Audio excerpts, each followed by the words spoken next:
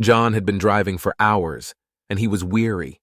The road trip had been exciting, but after his car had started making strange noises, he decided to get off the interstate and find a small town where he could get it checked out. When he arrived at what was supposed to be a small town, he found himself in a bustling, medium-sized city instead. Something's off, John muttered to himself as he drove through streets filled with low-rise apartment buildings and office spaces.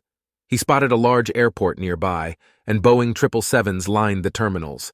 He pulled over at the first gas station he saw and took out his phone to check his location, but his GPS wasn't working.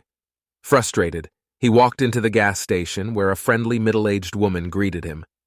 "Hey there," John said. "I'm having some car trouble. Any idea where I could take it to get looked at?" The woman smiled warmly. "Sure thing, honey. Just follow this street for about half a mile and you'll see a repair garage on your right. Can't miss it." John thanked her and drove off in the direction she had given. Soon he found himself in what looked like the historical side of town. As he crested a small hill, he looked to his left and saw a single-story, ominous-looking concrete building.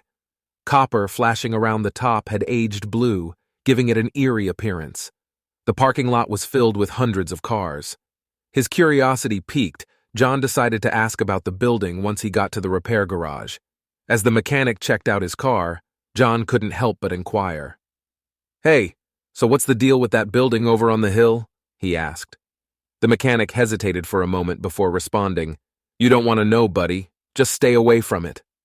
"But why?" John persisted. "It's just a building, right?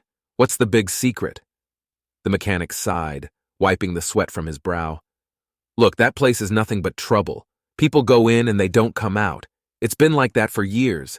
Just stay away, all right?" John's curiosity only grew stronger. "What do you mean they don't come out? Is it some kind of prison or something?" The mechanic shook his head. "No, not a prison. More like a trap. See that building? It's alive. Or at least, that's what folks around here say. It feeds on the people that go inside, takes their energy or something. It's bad news, trust me." John stared at the mechanic, trying to determine if he was serious or just trying to pull his leg. "You're serious? A living building?" The mechanic nodded gravely. "Dead serious, and you'd be wise to stay away." John thought about the warning for a moment, but his curiosity was overpowering. Against his better judgment, he decided to check out the building for himself. As he approached the ominous structure, a chill ran down his spine. The closer he got, the more he felt an overwhelming sense of dread. He took a deep breath and reached for the door. The instant his hand touched the cold metal handle, he knew the mechanic was right. The building was alive, and it was hungry.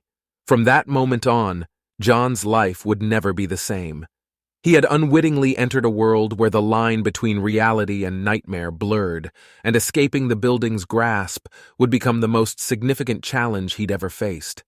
For John, the road less traveled had led him to the darkest of destinations, and only time would tell if he could ever find his way.